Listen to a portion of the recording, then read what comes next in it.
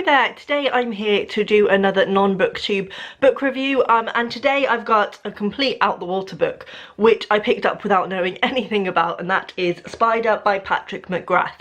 Now I've had this for a long time now actually. I picked it up in a charity shop ages ago and for some reason I just liked it as a physical object because it hasn't even got a blurb, it has just got quotes on the back, which really irritates me, but anyway, that's a side note. So I just liked it as a physical thing. I don't particularly like the cover. I don't understand what it's meant to be and it's a bit strange, but it's kind of bigger than your normal book, and it reminds me of the edition of Hard Laughter by Anne Lamott that I have, which is a book that's very dear to my heart. So when I saw this, I think because of my feelings for Hard Laughter, I picked this up. So I thought it would be a good one for the non-booktube reviews, and I posted this on Instagram and everybody said that they hadn't even heard of it, so I think it would be quite interesting to talk about this.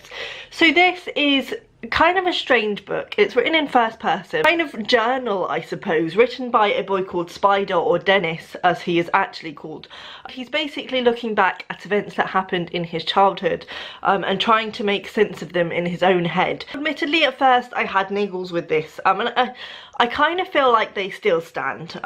For one, Spider, or Dennis, has this habit of kind of almost switching points of view, I suppose, in that he says what his father is thinking, and you know, he's viewing situations from outside of them, but he is somehow saying what his father is thinking, and I think in a way that's intentional. I think it is part of the plot, and I think in a kind of roundabout way you could say that it works, but for me it's still kind of niggled, especially when it happens. You don't know what's going on at that time, so it kind of, I think it could have done without that because it was jolting and it did take you out of the story a little bit. I would also say, and it's going to be quite difficult to talk about this without spoiling things, because it is a book that very much unravels itself to you as you go along, and there are twists and turns and so on.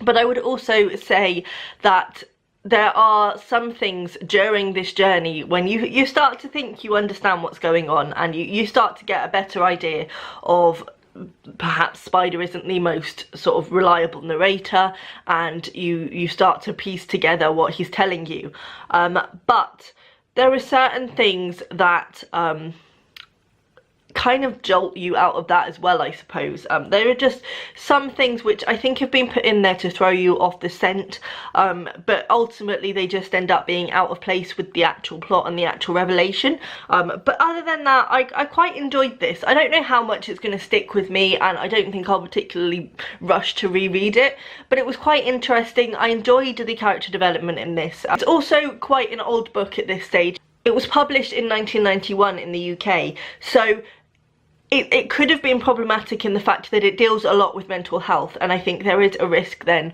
of it being sort of, mental health was viewed in a very different way even back in 1991, but actually it deals with mental health quite interestingly and quite well, and in a very informed way. In some ways there is an idea of the person who is suffering from mental illness kind of being a dark, dank creature who kind of scuttles about, and you know, the very name Spider gives this idea of something sort of disgusting and fast and sneaky, which is definitely a problematic portrayal. But generally throughout the book I found that the mental health aspect of this was taken quite well and developed quite well. It wasn't too much demonising once you got into the body of it.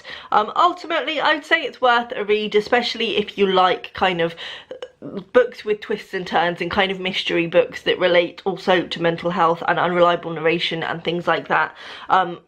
It didn't overly impact me, but I'm glad that I read it, and I think it's really interesting to pick up a book and have absolutely no idea of what it was going in, because actually books about mental health are something that really fascinate me, and I think if there had been a blurb on this I probably still would have bought it. So there we go. So that's that one. Please let me know down below if you've read this, what you thought of it, and I will see you next time. Bye!